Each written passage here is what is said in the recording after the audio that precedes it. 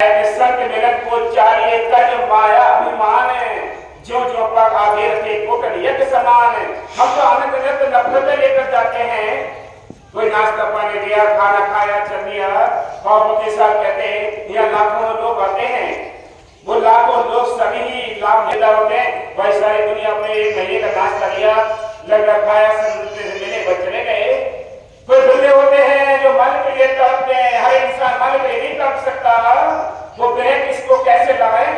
दुनियादारी के लिए हम रो लेते हैं, दुनियादारी के घाटे नफा के लिए रो लेते हैं, चिंता कर लेते हैं। लेकिन जो मालिक हमसे दूर है, जो परमात्मा हमसे दूर है, हम उससे दूर है, प्रदेश में फंसे पड़े हैं, उसके पास जाने के लिए कभी किसी के अंदर चिंता आई है? कोई रोया है? हाँ जी। दीन जान दीनी मोए आँखी। हाँ, जब इतनी मेहर की उस मालिक ने, तब उस मालिक ने मेरे को समझ लिया कि आप ये दीन बन गया। कैसे? एक उदाहरण है, बादशाह इब्राहिम बड़ा बुखारी का बादशाह था। उसके अंदर भक्ति करने का शौक जगा। उसने अपने दरबारियों से पूछा कि भाई इसमें ऐसा कोई संत बताइए जिससे मुझे भक्ति करने का रास्ता मिल जाए और मैं अपने घर पहुंच जाऊं। उस समय काशी में कबीर साहब बहुत मशहूर थे। दरबार के कर्मचारियों ने बता दिया कि ऐसी ऐसी बातें कबीर साहब हैं, जाति के जुलाए हैं, आप उनके पास चले जाइए। राजा ने अपने मन में ठान लिया कि मुझे उनकी स्वागत करने जाना है।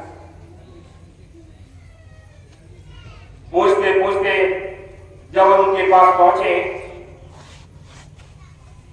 कबीर साहब के दर्शन किए, संगत बैठी हुई थी। प्रोग्राम सुना, सब लोग चले गए और आप बादशाह फटे पुराने कपड़ों में छिपा हुआ और जो बैठा रह गया। जब बैठा रह गया तो जितने कूड़ा करकट हो गया, कुटिया के चारों ओर सफाई की। सफाई करने के बाद फिर वहीं रह गए। थोड़ा बहुत जो खाने पीने को मिल जाता उसको खा लेते। माता लोई ने कुछ समय की बात कहा, काफी टैक्सी जाने के बाद कि महाराज ये बेचारा ये कहां से आया है, देखो कितनी आपकी सेवा करता है, कुटिया की सेवा करता है। आप इसको भजन करने के लिए नाम तो दे दीजिए। जैसे आप रूखा सूखा दे देते हैं, खा लेता है, फटे पुराने कपड़े दे देते वो पहन लेता है, कभी इसने कुछ नहीं बोला है, तो आप इसको भजन करने के लिए नाम पकड़ दो। कबीर साहब बोले कि बीबी अब ये कच्चा बना है, ये पका नहीं है। कि महाराज इसको 6 साल हो गए, 6 साल हो गए ये सेवा करते करते अभी पका ही नहीं। कहा अभी कच्चा है। अगर तुम्हें शक है तो आप इसकी परीक्षा कर लो।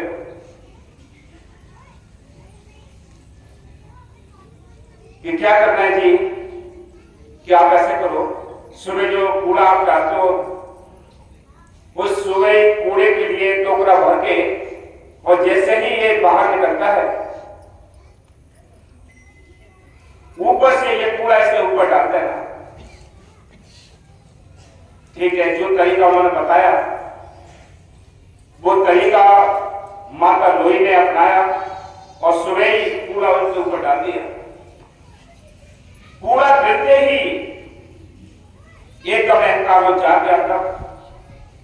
जो अंदर राजशाही ठाट था, जो अंदर राजा छिपा हुआ, बादशाह छिपा हुआ बैठा था,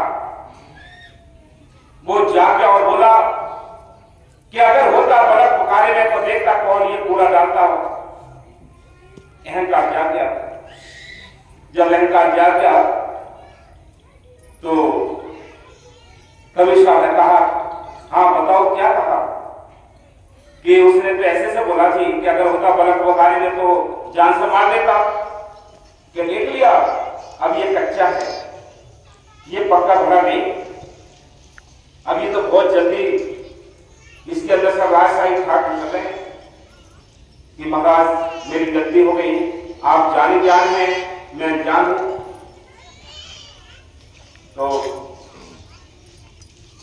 फिर 6 साल सेवा करते रहे इब्राहिम।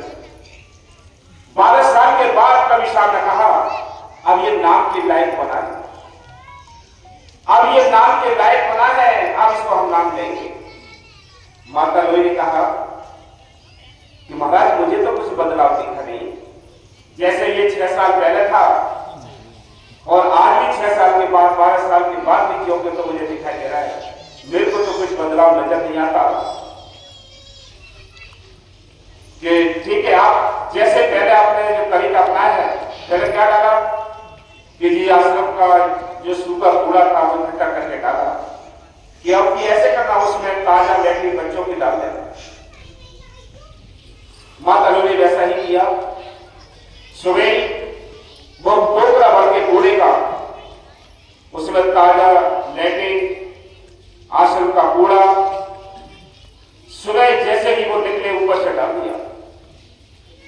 लेटे मुंह पे लगी, कपड़ों पे लगी और मुंह पूछते हुए ऐसे हाथ जोड़कर बोले कि बताओ इस गंदगी को डालने वाले, मैं तो इस गंदगी से भी गंदा हूं।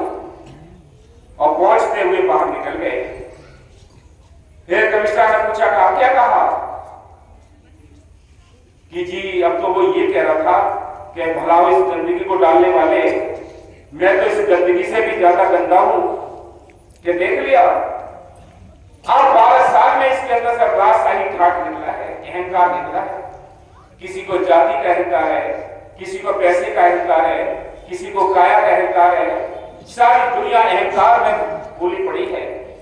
ये कुछ पता नहीं है, ये पानी का बुलबुला है, ये पानी का बुलबुला है। हवा का झोंका आता है, सेकंड में मिट जाता है, ये पता किसी को नहीं। लेकिन ये अहंकार में मस्त है इंसान, इसको आज की कल का पता ही नहीं है इसको। इसलिए सब कहते हैं कि ऐसा जब तक तुम दीन नहीं बनोगे तो तुम पर दया नहीं बरसाएगा, वो दयालु नहीं बनेगा। हाँ जी, दीन जान दीनी मोए आखी, मैं पुन चरण शरण गही भाखी। मैं तो चरण भावो चित चेरा, मोहे अति अधम जाने के हेरा।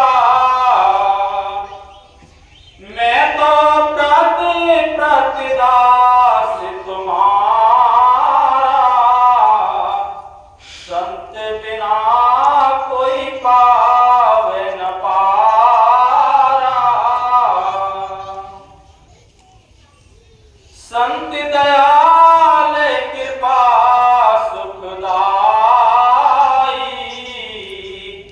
तुम्हारी शरण अधम तर जाई। आदिनांत संत बिन कोई, तुलसी तुझ शरण में सो। आखिर में संतों के बिना कोई भक्ति का मार्ग बता नहीं सकता। ये फैसले आप अपने मन से लाभ की कोशिश कर लें, भक्ति को पाने के लिए कोशिश कर लें, मालिक को पाने के लिए कोशिश कर लें, बाहर के कर्मकांडों से मालिक किसी को नहीं मिला है।